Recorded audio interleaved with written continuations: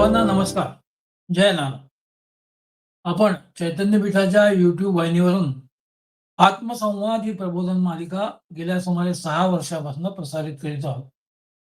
या प्रबोधन मालिकेमध्ये आपले सद्गुरू आदरणीय बाबा महाराज बहुमोल अशा वेगवेगळ्या विषयांवर आपल्याला प्रबोधन करीत असतात.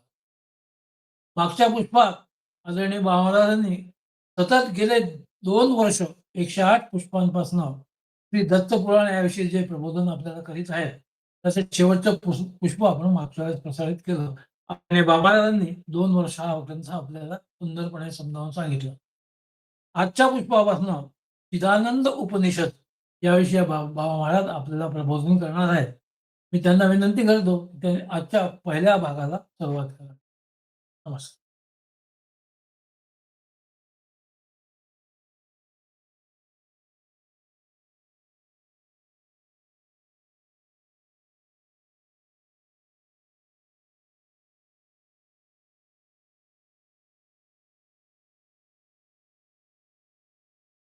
यद्दिव्यपादसेव्यमतं यद्ब्रह्मस्वरूपं श्रीमद्वासुदेवं जगत्प्रभो यत्पालकं सर्वभक्तानां योगिनां योगित्वं गुरो यत् आकाशे मार्तण्डौ त्वं धारितं ज्ञानिनां नानारूपधरं विभोर्नमितं अत्रेयं पाहि माम्.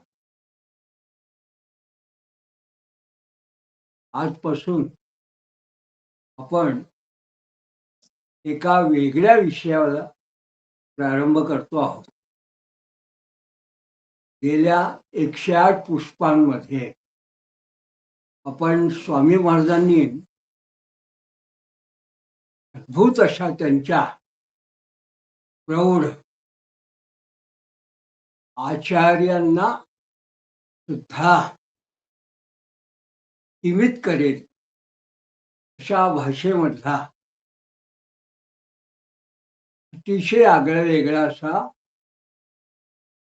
दत्तपुराण ग्रंथ, या ग्रंथावरती यथाशक्ती यथामती अशा पद्धतीनं आपण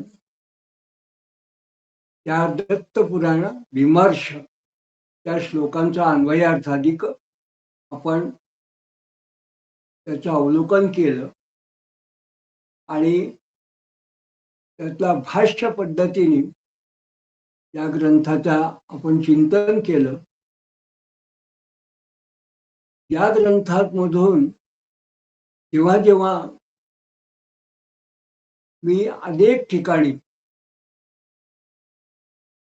स्वामी महाराजांच्या दिव्य अशा त्या लेखणीतनं प्रसृत झालेल्या अभिनव अशा अनेक प्रकारच्या स्तुती किंवा काही ठिकाणी स्तोत्र किंवा त्यांचे काही जे जे काही वेगवेगळे असे त्यांचे प्रसंगोपात्त केलेले त्यांचे जे काही चर्चा त्यांनी सांगितली आहे, ते जेव्हा बघितलं तेव्हा असं लक्षात आलं की स्वामी महाराजांचा हा ग्रंथ जरी सकृत दर्शनी हा केवळ काही लोकांना कथा, काही लोकांना वेदांत, काही लोकांना मंत्रशास्त्र, काही लोकांना तंत्र आणि काही लोकांना योगशास्त्र किंवा पुराणातल्या कथांच्या बरोबरच इतिहास पुराणांच्या पंचमं वेद उच्यते म्हणून जणू काही त्या वेदांच्या विविध उद्धरणाबरोबरच प्रत्यक्ष वेदस्तुती भगवान दत्तात्रेयांची वेदस्तुती पाद अशा पद्धतीचं जेव्हा आपण ऋग्वेद संहितेपासून चारी वेदांच्या संहितापर्यंत आपण जेव्हा बघितलं आणि अतिशय आगळं वेगळं वैशिष्ट्य काय, त्या दत्तात्रेय पूर्व तापिनी उपनिषद, दत्तात्रेय उत्तर तापिनी उपनिषद, चांडिल्य उपनिषद अशा अवधूत उपनिषद, अशा पद्धतीच्या उपनिषदांचे संदर्भ मला त्यातून दिसून आले.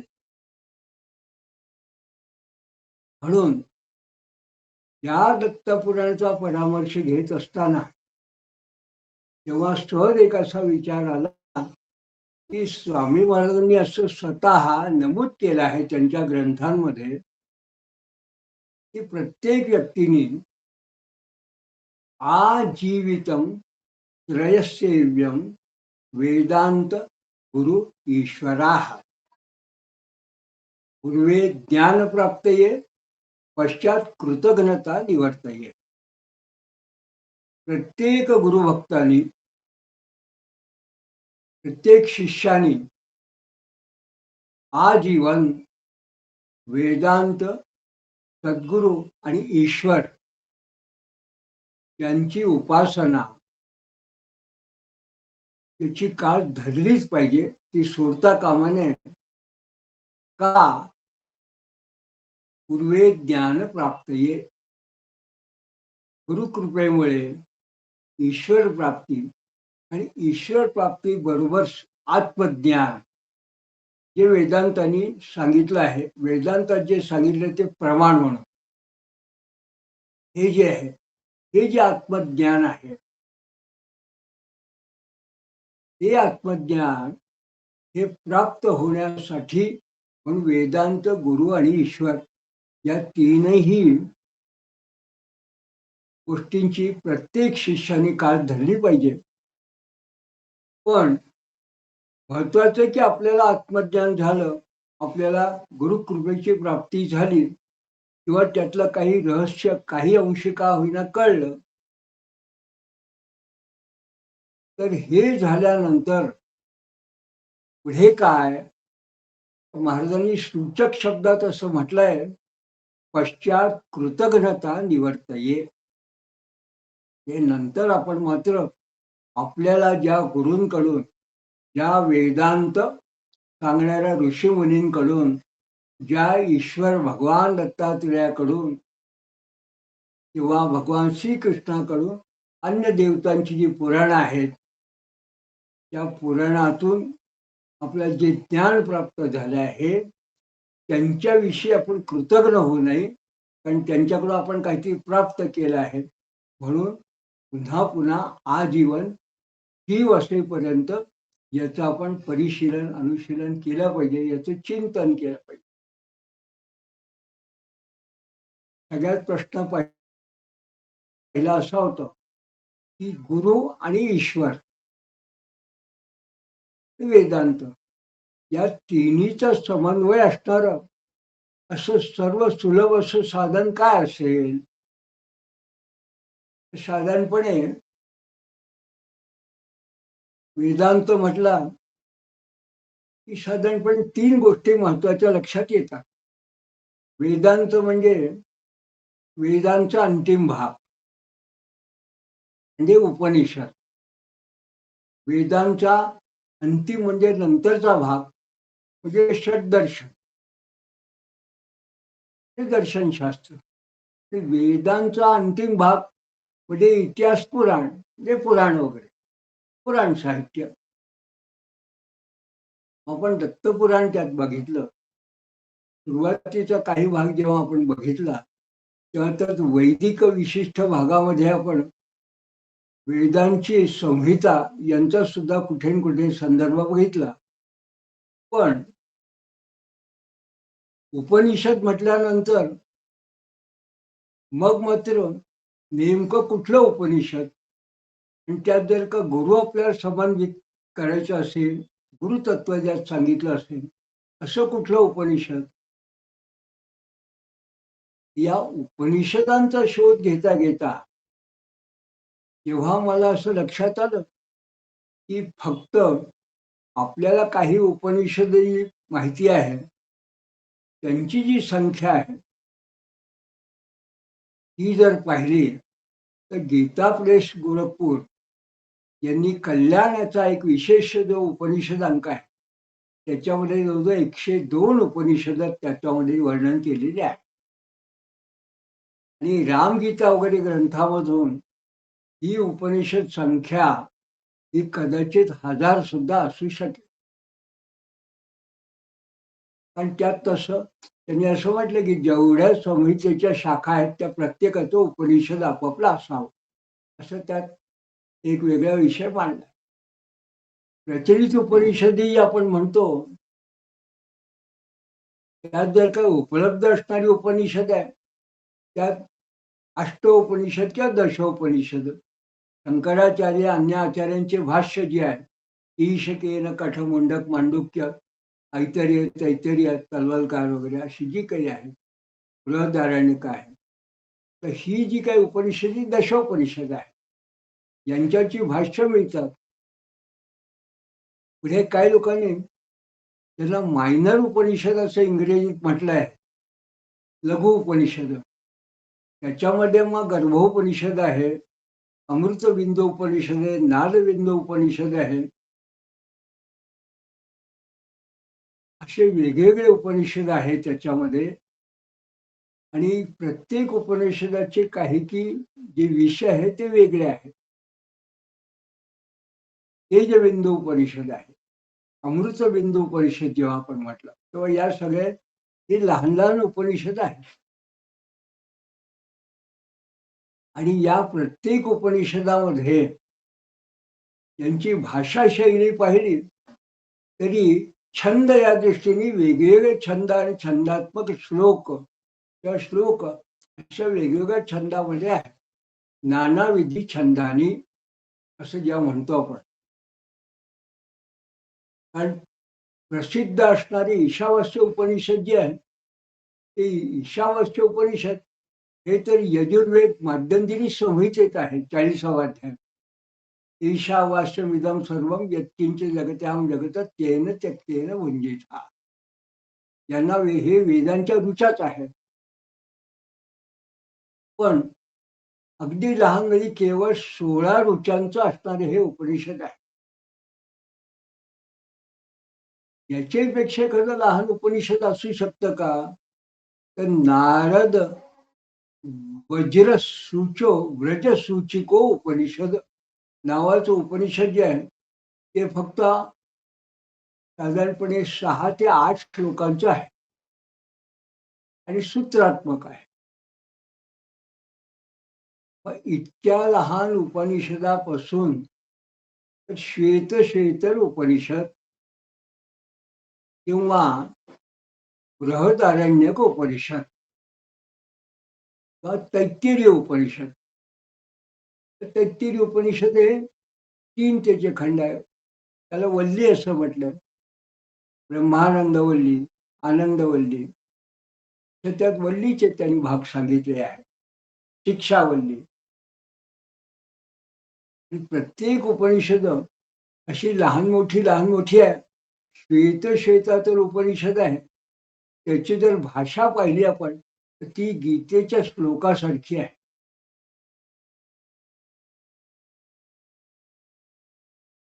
किंवा किंबहुना हे जे वाक्य आहे, हा जो श्लोक आहे जो गुरुचरित्रात आला आहे, मंत्रे तीर्थे दिजे देवे दैवज्ञे भैषजे गुरो यादृश्ये क्रियते भावना सिद्धिर्भवेत तादृशी.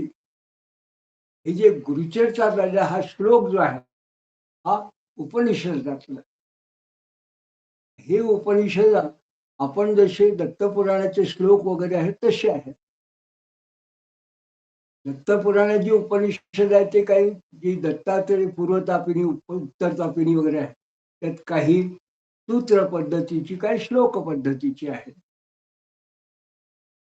मग अशा पद्धतीने जेव्हा उपनिषद पाहायला सुरुवात केली तेव्हा असं लक्षात आलं की विविध प्रकारची उपनिषद आहे. वेदांत म्हटलं की त्यात गीता येतं, कारण भगवद्गीता हे सुद्धा एक उपनिषदच आहे.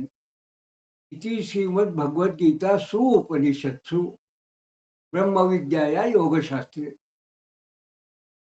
कृष्णार्जुन संवादे पुराण पुरुषोत्तम योगो नाम पंचदशोऽध्याय. म्हणजे हे सुद्धा उपनिषदच आहे. इति श्रीमद भगवद्गीता या सुउपनिषत्सु.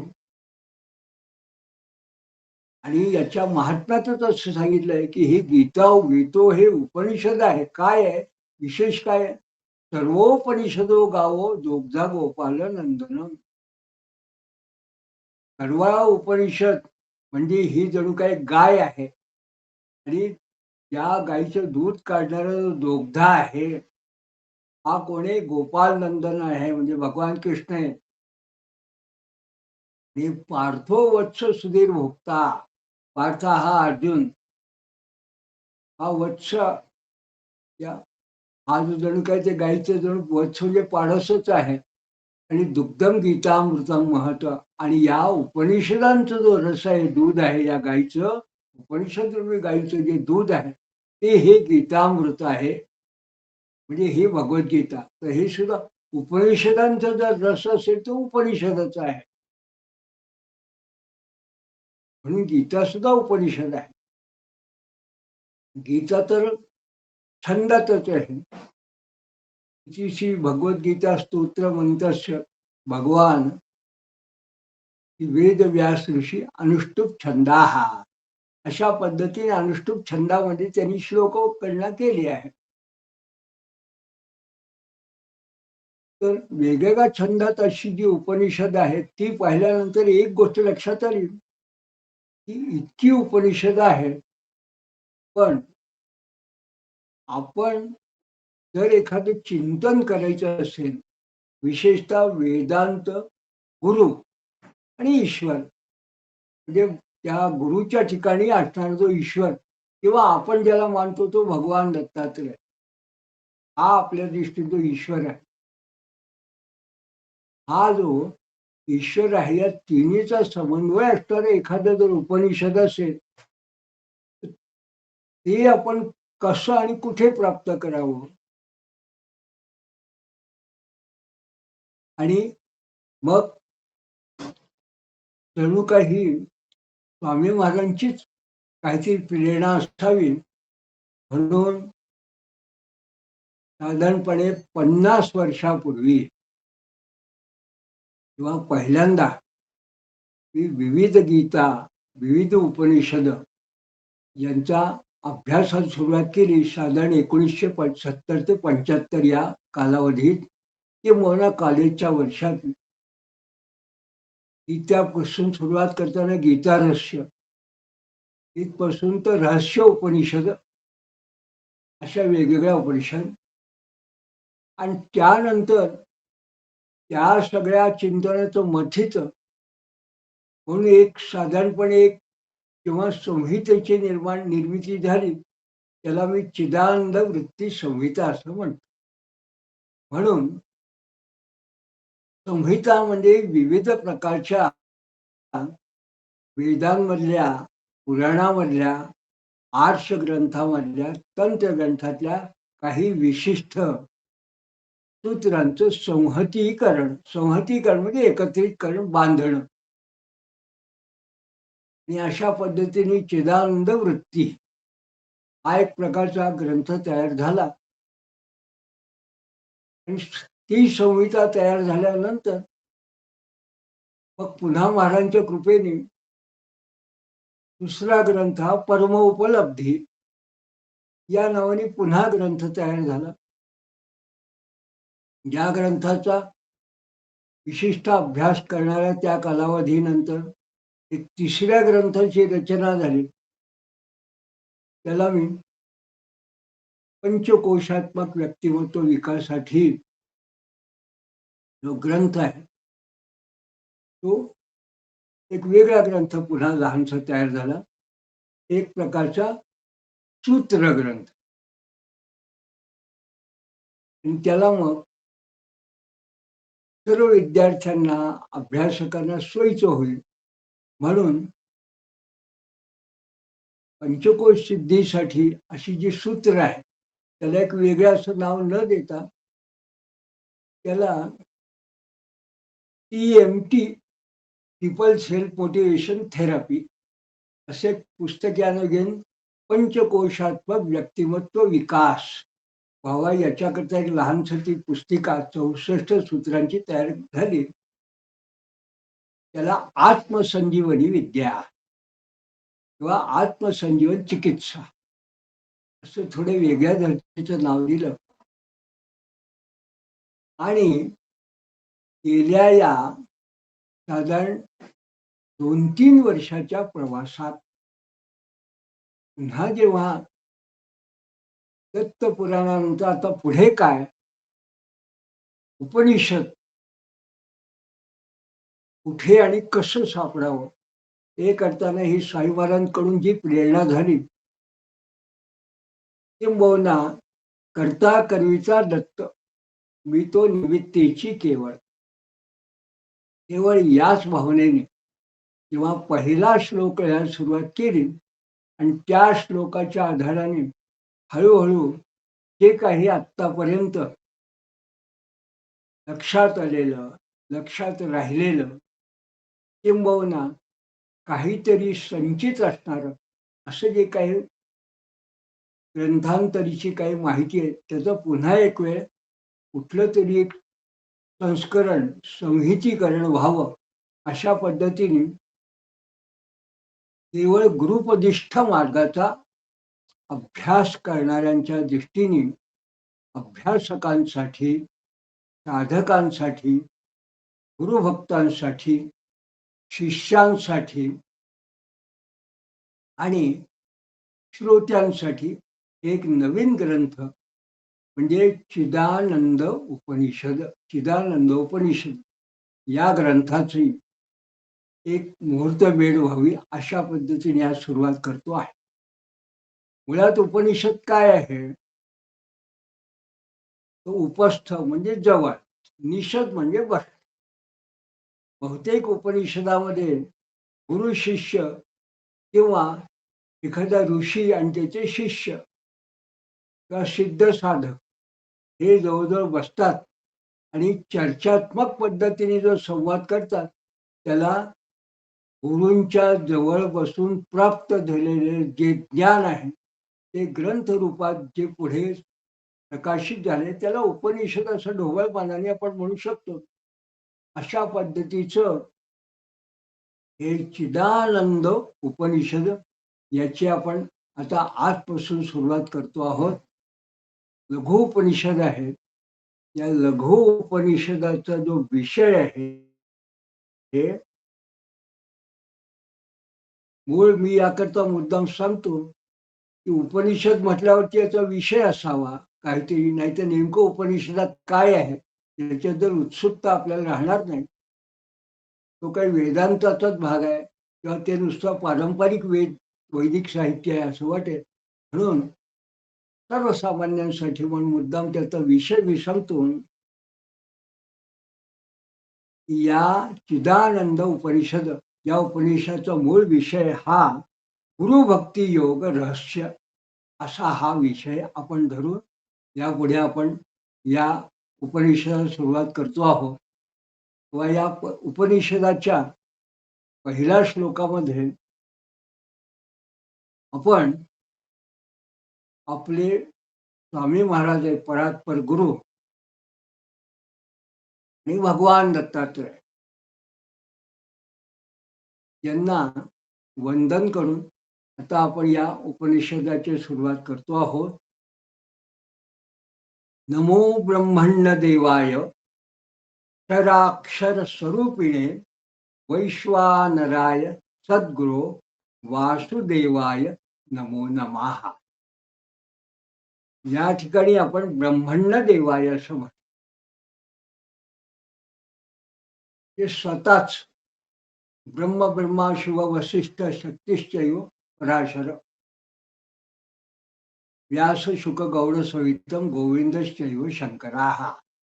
हेच ब्रह्मदेवापासून तर स्वामी तर शंकराचार्यांपर्यंत असे जे भगवान दत्तात्रय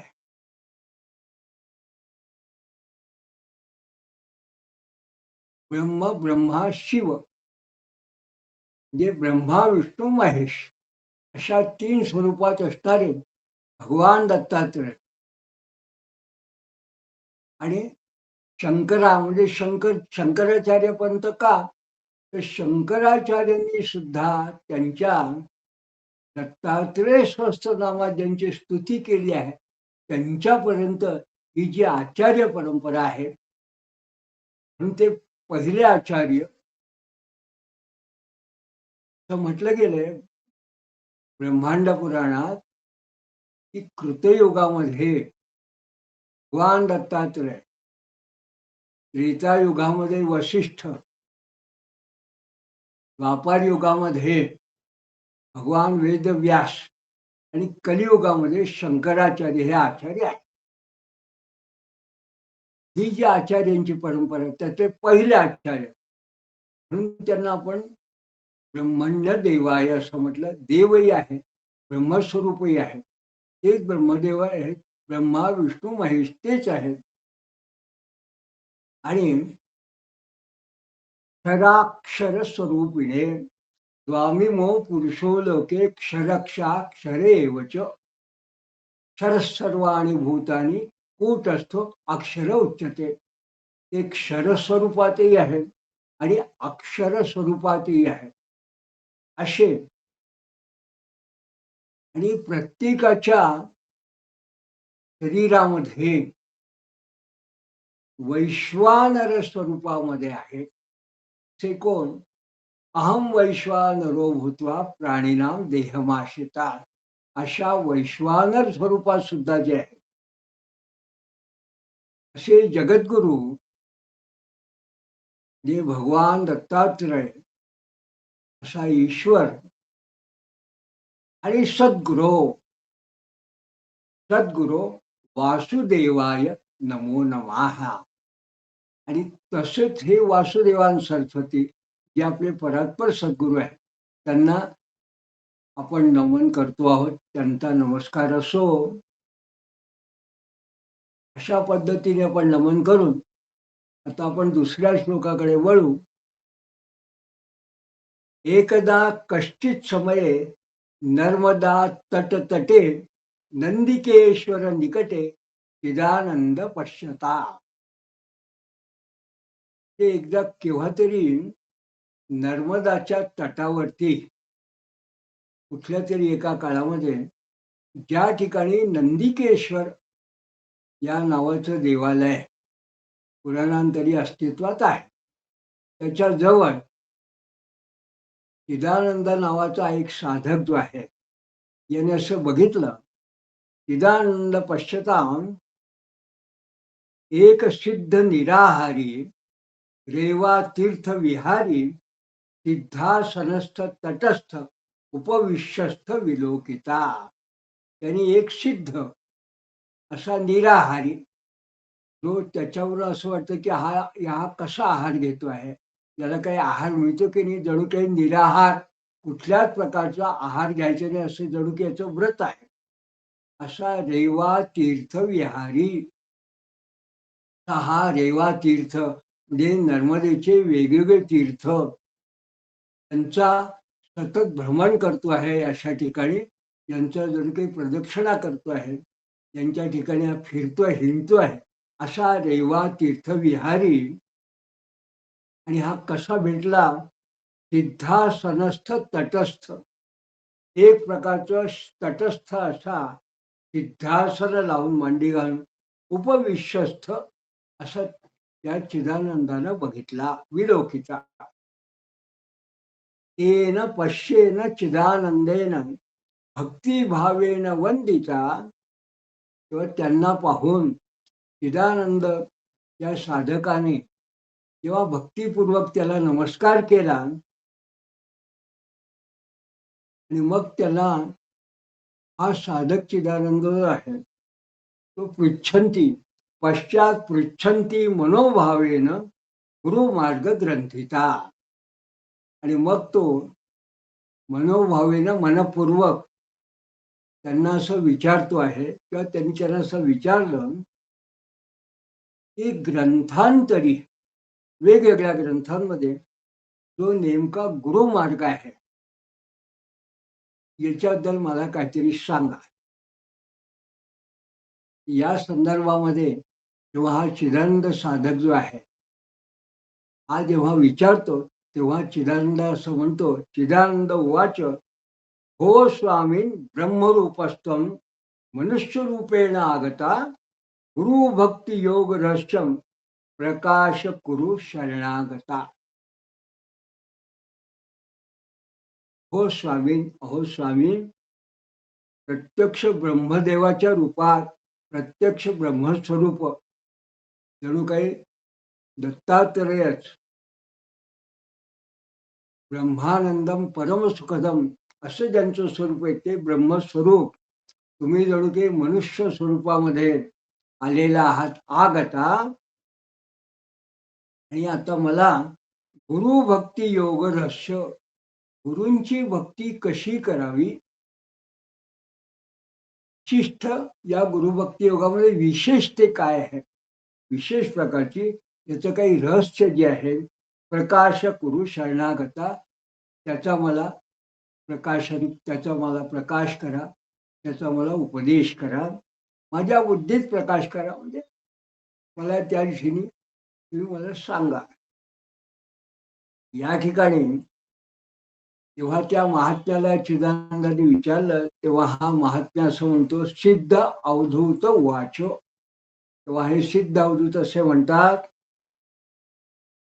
शृणु साधो वदिष्यामी नराणाम हितकाम्य गुरुभक्ती रहस्यम कथयामी मया श्रुताम. तेव्हा हा जो सिद्ध अवधूत आहे त्याला भेटलेला तो असं म्हणतो शृणु साधो वदिष्यामी.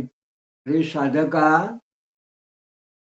माणसाला नरांना हितकाम्यया त्याचं जे हित आहे असं हितकारक त्याचं जे काही त्याला काम्य आहे मनात आहे ते पूर्ण होण्याकरता मी आता वदिष्यामी सांगतो.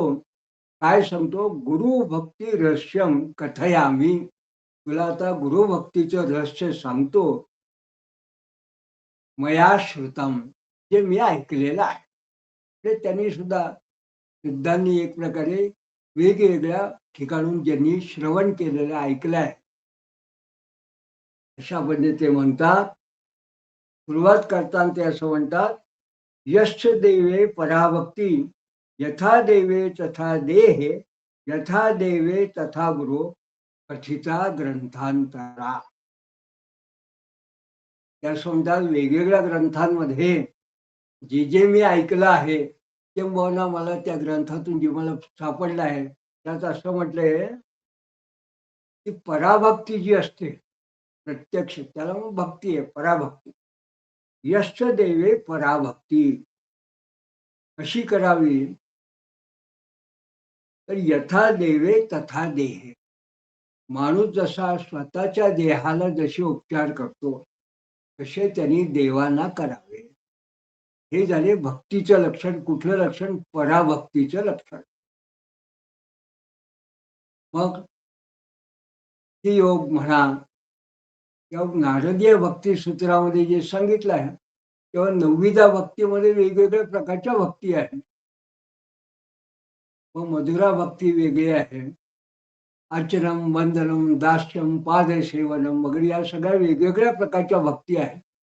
पण याच्यामध्ये आणखीन एक प्रकारची भक्ती आहे त्याला पराभक्ती असं म्हटलं आहे. आणि या 9वीदा भक्तीपेक्षाही कदाचित वेगळी असणारी अशी ही पराभक्ती आहे. म्हणून त्यांनी असं म्हटलं की पराभक्ती कशी करावी तर एखाद्याने यथा देहे तथा देवे यथा देवे तथा देहे. जसं माणूस स्वतःच्या शरीराची काळजी करतो शरीराचं लालन पालन करतो शरीराचं आभूषणादी शृंगार करतो तसं देवाचं करावं. आपला जो इष्ट देव असतो देवाचं करावं. देवाचं करावं म्हणजे देवाची मूर्ती असते त्याचं करावं. म्हणून आपण बघतो की मंदिरातल्या मूर्तीचं सुद्धा या पद्धतीने आपण बघतो. पण पुढे त्यांनी काय म्हटलं यथा देवे तथा गुरु. जशी त्या देवाचे आपण उपचार करतो त्याच्यावर जसं स्वतःच्या देहावर जसं प्रेम करतो तसं आपल्या देवावर करतो तसंच गुरुवर सुद्धा करावं. त्याचं सुद्धा त्याच पद्धतीने विचार करावा. अशा पद्धतीने जो एखादा भक्ती करतो त्याला पराभक्ती म्हटलं आहे. आणि असं कथिता ग्रंथांतरा असं वेगवेगळ्या ग्रंथांमध्ये सांगितलेलं आहे. असं त्यांनी पहिल्या सूत्राने सुरुवात केली. पुढे ते म्हणतात, यश्च ते कथिता यर्था भक्तिरूपेण वर्णिता यः करोति स भक्त पराभक्ती प्राप्नुवन्ति. म्हणजे अशा अर्थाने ही भक्तिशास्त्र जे आहे हे भक्तिरूपेण अशा पद्धतीने ग्रंथांतराने वर्णन केलेलं आहे. आणि जो भक्त यः करोति, जो एखादा भक्त या पद्धतीने गुरुची भक्ती करतो, तो भक्त पराभक्ती प्राप्नुवन्ति, तो भक्त त्याला पराभक्तीची प्राप्ती होते. पुढे ते म्हणतात, गंगा पापम शशीतापम दैन्यम कल्पतरुस्तथा पापम तापम दैन्यंच हरेत गुरुभक्ती प्रसादता. म्हणजे गंगेत स्नान केल्यानंतर तुमचं पापक्षालन होतं, पाप दूर होतं. चंद्र म्हणजे शशी म्हणजे चंद्र, याचं तुम्ही दर्शन घेतलं की ताप म्हणजे तप्त जी आपल्याला वातावरण असतं ते शांत होतं, आल्हादक होतं.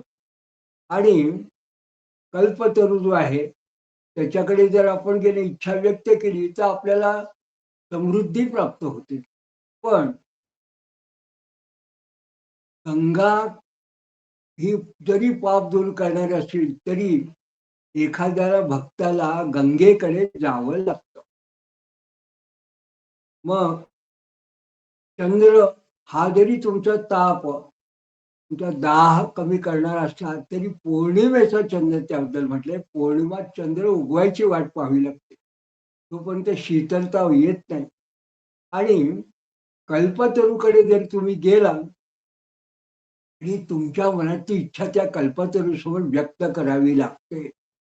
पण सद्गुरू हे असे चालते बोलते जंगमत असे तीर्थ आहेत, ते पापम तापम दैन्यंच, पण पाप ताप आणि दैन्य हरेत, हे सगळं मात्र गुरुभक्ती प्रसादता. म्हणजे गुरु की जर एखाद्या भक्ताने उत्तम पद्धतीने अशा पद्धतीने पराभक्ती केली तर हे तिन्ही सुद्धा त्या विशिष्ट भक्ती योगाने त्याचा गुरुप्रसाद म्हणून त्याला प्राप्त होत. हे त्यांनी असं म्हटलं की मंत्रे तीर्थे द्विजे देवे दैवज्ञे भैषजे गुरु. हे मंत्र, तीर्थ, द्विज म्हणजे संस्कार, तर जो ब्राह्मण असेल कर्मकांड सांगणारा तो, दैवज्ञ म्हणजे ज्योतिषी, भैषज म्हणजे वैद्य, त्या उपचार करणार, आणि यांच्या बरोबरीने गुरु, हे जे आहे यादृशी भावना यश, यांच्या ठिकाणी जशी तुमची भावना असेल, यश सिद्धी भक्त प्राप्तवंती, तेव्हा त्या त्या ठिकाणी जो भक्त असेल तो त्या त्या लोकांकडे गेला तर त्याला त्या पद्धतीची सिद्धी होते. एखाद्याकडे मंत्रशास्त्र शिकवणाऱ्याकडे, वेदाधिक जे मंत्रशास्त्र त्याच्याकडे कोणी गेला, त्यांनी जेव्हा आपण मंत्रानुष्ठानची पद्धत सांगितली, तुमची जर त्याच्यावर श्रद्धा असेल, त्या मंत्रशास्त्रावर श्रद्धा असेल, तशी तुम्हाला त्याची प्राप्ती होते. ज्योतिषाकडे गेला तर त्या ज्योतिषावरचा विश्वास, ज्योतिषशास्त्रावरचा विश्वास, या दोन्ही गोष्टी सुद्धा काही गोष्टी मनावर परिणाम करणारे कारणीभूत असतात. तसंच औषध आणि वैद्य, त्याला भैषज असं म्हटलंय. तसंच सद्गुरू, या गुरुविषयी सुद्धा तुमची निष्ठा कशी आहे, भक्ती कशी आहे, या पद्धतीने तुम्हाला सिद्धी प्राप्त होते. हे त्यांनी असं म्हटलं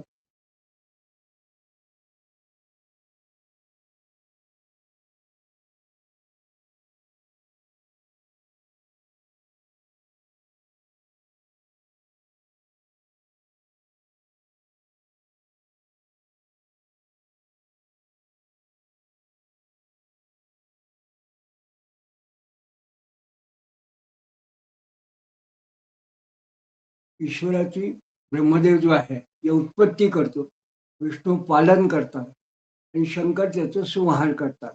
म्हणून जणू काही संपूर्ण जग आहे हे देवाच्या अधीन आहे. म्हणून देवाधीनम जगत सर्व. आणि ही जी दैवत आहे, ही दैवत मग शिवाची उपासना करा किंवा विष्णूची उपासना घे प्रसन्न होतात. ब्रह्मदेवाने प्रत्यक्ष ब्रह्माची निर्गुणाची उपासना केली तरी तुम्हाला निर्गुण निराकार काहीतरी ब्रह्मदेव सुद्धा कुठल्या न कुठल्या दिसून ब्रह्मदेव हा जगद्गुरूचा आहे. त्यामुळे बृहस्पती हा सुद्धा एक प्रकारचा देवता आहे, देवांचा गुरु आहे तो. म्हणून आणि हे कशावर आहे तर हे मंत्राधीनांच्या दैवत. हे जे देव आहेत सगळे हे मंत्राच्या अधीन आहे. हे मंत्र गुरुवाधीना.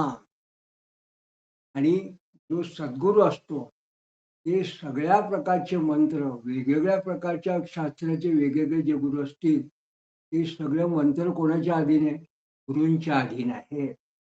म्हणून तो जो सद्गुरू आहे सद्गुरू मम दैवतम, तो सद्गुरू खरत्याने माझं दैवत आहे.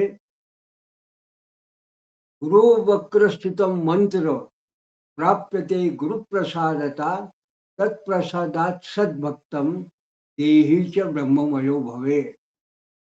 म्हणजे गुरूंच्या मुखाच्या ठिकाणी ते जेव्हा तुम्हाला मंत्र प्रदान करतात त्या मंत्राचं त्यांच्या ठिकाणी जे मंत्र शक्ती असते ते त्यांच्याकडून जेव्हा आपण मंत्र घेतो तर ते जे आपल्याला मंत्र सांगतात तेव्हा गुरु वक्रस्थित मंत्र प्राप्त ते गुरुप्रसादता. त्यांची इच्छा असेल तर ते आपल्याला तो उपदेश किंवा मंत्र त्यांचा प्रसाद म्हणून आपल्याला प्राप्त होतो. कारण गुरुकडून मंत्र तुम्ही स्वेच्छेने घेऊ शकत नाही. तुम्ही त्यांना आग्रह करून किंवा ज्याला असं म्हणतात की हट्टाने त्यांच्याकडून तुम्ही प्राप्त करू शकत नाही. तर त्यांना प्रसन्न करूनच मग तुम्हाला त्यांचा गुरुप्रसाद म्हणून त्या मंत्राची प्राप्ती होते. म्हणून गुरु वक्रस्थित मंत्र प्राप्यते गुरुप्रसादता तत्प्रसादात सद्भक्तम. आणि त्या गुरु मंत्र प्रसादामुळे त्या प्रसादामुळे सद्भक्त चांगला जो भक्त असेल देहीच ब्रह्ममयो भवे, त्याला याची देही याची डोळा ब्रह्ममय अवस्था प्राप्त होते. एषा ब्राह्मी स्थिती ही गीतेने म्हटलं आहे. गुरुगीतेने देहीच ब्रह्ममयो भवे म्हणजे तुला ब्रह्माकार तुझी वृत्ती ती याची देही याची डोळा होऊ शकते असं गुरुगीतेने वर्णन सांगितलं आहे. पुढे या गुरुमंत्राविषयी सांगताना ते सिद्ध असे सांगतात गकार सिद्धिद प्रोक्त रेफ पापस्य दाहका एवं ध्यात्वा गुरुमंत्र कृत्वा सर्व संकल्प सिद्ध्यंती. म्हणजे या गुरुमंत्रातला त्याला गुरुमंत्र असं का म्हटलंय यातला जो गकार आहे तो सर्व सिद्धीद प्रोक्त जे सगळ्या कार्यात यश देणार आहे. रेफ पापस्य दाहका त्यातला जो रकार आहे हा अडचणींचं निवारण करणार आहे, पापाचं दहन करणार आहे. असं जेव्हा श्रद्धापूर्वक ध्यानात घेऊन लक्षात घेऊन एवं ध्यात्वा गुरुमंत्र कृत्वा अशा पद्धतीने जेव्हा एखादा शिष्य किंवा भक्त ही गुरुमंत्राची उपासना करतो तेव्हा सर्व संकल्प सिद्ध्यंती, तेव्हा त्याचे सर्व संकल्प पूर्ण होतात. ज्या ज्या इच्छा पुरतात त्या पूर्ण होतात. ध्यानमूलम गुरोर्मूर्ती पूजामूलम गुरोर्पदम मंत्रमूलम गुरोर्वाक्यम मोक्षमूलम गुरुकृपा. म्हणजे जर एखाद्याला अशा पद्धतीने खरोखर सर्व संकल्प सिद्ध व्हावे, आपल्याला ब्राह्मी स्थिती प्राप्त व्हावे, आपल्याला आत्मज्ञान प्राप्त व्हावं, त्याच्यावर त्यांनी काय करावं तर जेव्हा ध्यान आपण करतो तेव्हा गुरुमूर्तीचं ध्यान करावं. आणि पूजा मूलम गुरु जेव्हा आपण पूजा करतो ती गुरुच्या पादुकांची पूजा ही महत्वाची असते. काही वेळा गुरूंच्या मूर्तीची पूजा फारशी महत्वाची नसते. गुरुपादोदकं पीत्वा संसार मलनाशनम, यावं जेथे अमुचे स्थान पादुका ठेवितो निर्गुण. गुरुचरित्रकारांनी सांगितलंय, भगवान दत्तात्रयाचे जिथे पादुका असतील तिथे पादुकाच्या स्वरूपात ते स्वतः सद्गुरू असतात. हे प्रमाण आहे गाणगापूर. म्हणून पूजा मूलम गुरुपदम, त्यांची पूजा गाणगापूरला करतो, त्यांची पूजा दत्त म्हणून करतो. गुरूंची पूजा ही पाद्यपूजेने सगळ्याजून करण्याचा प्रघात आहे. मंत्र मूलम गुरुर्वाक्यम, आणि गुरु आपल्याला जो उपदेश करतात ते गुरुमंत्र सांगतात. गुरुमंत्र सांगताना ते जे आपल्याला सांगतात त्याचं कारण काय, की ते तुम्हाला मुक्ती करता मोक्षाला कारणीभूत आहे. ते मोक्षाचं जे मूळ आहे. आणि ते का, मोक्ष मूल गुरुकृपा. ही गुरुकृपेमुळे तुम्हाला जर का काही गोष्टी सिद्ध होणार असतील, प्राप्त होणार असतील, तर त्याच्याकरता मंत्र मूलम गुरुर्वाक्य, गुरु जे सांगतात ते सुद्धा मंत्रात्मकच आहे, मनन करण्यासारखं असतं, असं या ठिकाणी भावार्थ आहे. म्हणून गुरु ध्यानम सदा कृत्वा, गुरु मंत्र सदा जपेत, गुरु दर्शित मार्गेण मनशुद्धी तू कारयेत. म्हणून एखाद्याने जर ध्यान करायचं असेल, साधं सोपं ध्यान म्हणजे कसं आहे, गुरु ध्यान सदा कृत्वा. गीतेने सांगितलं, ध्यानेन आत्माने पश्यन्ति, ध्यानाने आत्म्याला पाहावं. आत्मवै प्राणा, मग प्राणाकडे लक्ष द्यावं. हे योग मार्ग आहे. अनेक लोक अनेक पद्धतीने मार्ग सांगतात, पण गुरुगीताकार किंवा सिद्ध जे सांगतात आहेत ते असं म्हणतात, गुरु ध्यान सदा कृत्वा, प्रत्यक्ष गुरूंचं ध्यान करावं. आणि गुरुमंत्र सदा जपेत, आणि मंत्र हा जेव्हा जेव्हा आपण करतो तेव्हा गुरुमंत्रच करावा. आणि मग अशा पद्धतीने जेव्हा तुम्ही ध्यान आणि मंत्र जप जेव्हा तुम्ही संनिध करता, गुरुदर्शित मार्गेण मनशुद्धी कारयेत, त्या पद्धतीने तुम्ही मनाची शुद्धी हळूहळू करावी. हे गुरुमंत्र आणि गुरु ध्यान यांनी माणसाने काय होतं, मनाची शुद्धी होते. त्याच्याबरोबर याच्यामुळे काय नेमका प्रभाव होतो, तर अनित्य खंडयेत सर्वं यत्किंच आत्मागोचरम, एवं विधी मंत्र जप्त्वा गुरुमंत्र सिद्ध भवे.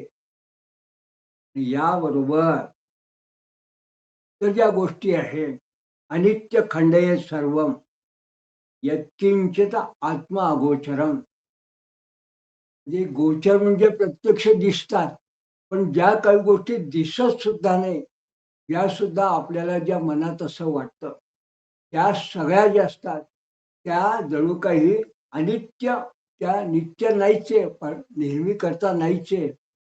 तर त्या तात्कालिक आहे असा विचार करून खंड येत सर्व, त्या तात्कालिक अशा बाह्य दिसणाऱ्या अदृश्य गोष्टींचा विचार करू नये.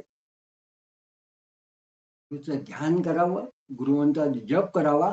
आणि हे सगळं करत असताना त्या विविध गोष्टी आपल्या डोळ्यासमोर दिसतात, लक्षात येतात, मनात येतात, त्या गोष्टींचा काही विचार करू नये. अनित्य खंड आहेत सर्व, त्याचं जाणून खंडन करावं, दूर करायचा प्रयत्न करावा. अशा पद्धतीने एवं विधी मंत्र जपत्वा, अशा पद्धतीची जर एखाद्याने विशिष्ट पद्धतीने जप करायला सुरुवात केली, तर हळूहळू काय होतं, गुरुमंत्र सिद्ध भवे. मग त्याला जो प्राप्त झालेला गुरुमंत्र आहे तो हळूहळू सिद्ध होतो आहे, असं त्याला लक्षात यायला लागतं. मग त्याला त्याचा अनुभव यायला लागतो. अन्यैच बहवा मंत्रा भिन्न सिद्धी प्रदायका, अनेक प्रकारचे वेगवेगळे मंत्र आहेत, ते वेगवेगळ्या प्रकारच्या सिद्धी लाभ करून देणारे आहेत. कुणी जर विचारलं की गणपतीचा जो मंत्र आहे वेगवेगळ्या देवताचा, तो कशा करता म्हणायचा, तर बुद्धी करता. सरस्वतीचा मंत्र कशाकरता म्हणायचा, ते विद्येकरता म्हणावा. लक्ष्मीचा मंत्र कशाकरता म्हणावा, तर लक्ष्मीकारक जे मंत्र असतात ते आपल्या धनधान्य समृद्धी करता असतात. आणि महामृत्युंजय तंत्रादी जे ग्रंथ असतात ते आरोग्याकरता असतात. म्हणून अन्येच्या बहवा मंत्रा भिन्न सिद्धी, प्रत्येकाची सिद्धी वेगवेगळी असते. दुर्लभ सर्वेषु कार्येषु सर्वत्र यश प्रदायका. पण तुमच्या हाती घेतलेल्या कुठल्याही कार्यामध्ये, कुठलंही कार्य असो, त्या कुठल्याही कार्यात तुमच्या मनात जी इच्छा असेल ती पूर्ण करणारा असा जो मंत्र आहे, हा कुठला आहे? हा दुर्लभ आहे. हा दुर्लभ असा हा जो आहे, हा सगळ्या कार्यात सर्वत्र यशप्रदायका हा मंत्र मात्र दुर्लभ आहे. न तू केवलम यशप्राप्ती अपितो सर्व बाधा प्रशमनम. फक्त यशप्राप्ती नव्हे तर सगळ्या प्रकारच्या अडचणी